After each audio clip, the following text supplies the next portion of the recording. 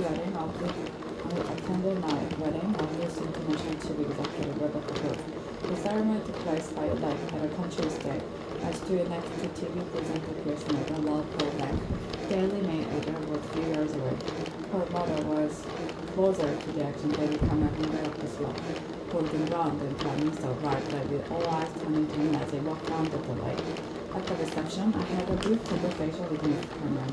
I said that it would not be the upcoming election, but that if they did, and if they wanted to act, if they wanted to include corporate debate and scandals in the press, I was supporting. For some time, the journalists and me have known that the relationship between politics and the media was not serving the public. It was my first-hand experience of this devoted culture of views and negativity that convinced me through the press and 24-hour news were making more difficult for elected leaders to govern.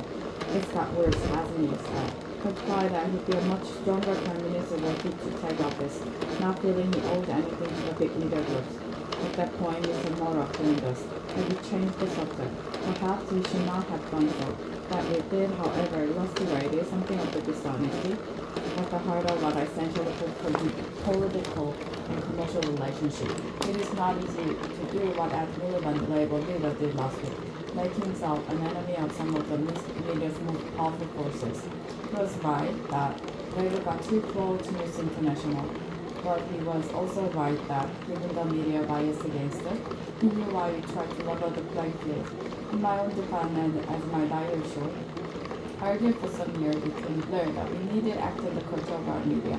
At one point, it took me up, asking that I not my views so obvious in front of Mr. Murdoch, his son James, and last Hinton, then chief executive of News International.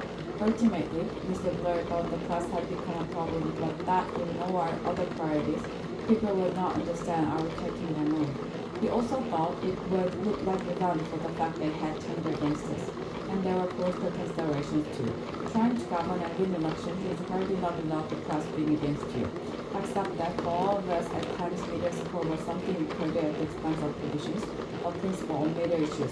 But that trap has now been sprung. The latest regulations have forced the police, News International, and the government to act. The police will now be more vigorous. News International will continue with their kamikaze crisis management, which one day will be studied as a textbook case of how not to do it.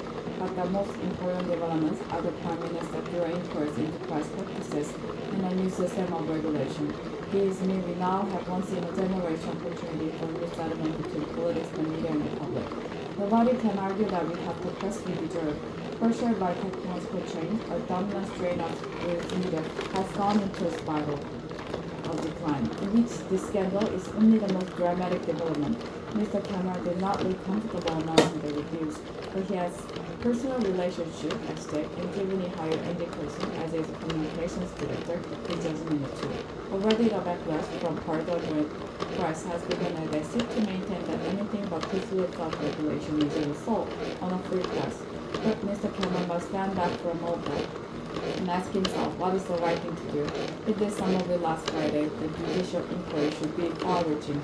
The news of the world is far too long in the use of various and legal practices, as widely ignored from the Information Commissioner has shown. Part of British media reminds me of the trade union before Mrs. Thatcher. They feel untouchable. As I see a law, Labour could and should have done more to deal with the fear of this. But just as the campus expenses scandal emerged from the failure of Mrs. Thatcher's government to tackle active salaries, to the extent by which she showered honors on editors and others, a practice to which she put an end with a rule that no serving editor could be honored, means she too has something to answer for. Whatever the past, it is Mr. Cameron who must lead the country to a better place. Mr. Miliband has shown himself capable of playing a good and principal part, and so should the public. Ultimately, proof could be only true if the public wanted to. If they channel the anger at Miliband into an assessment of what kind of paper they read, whether they really want to live on a diet of celebrity, trivia, activity, and abuse, to coin a phrase, we are all in this together.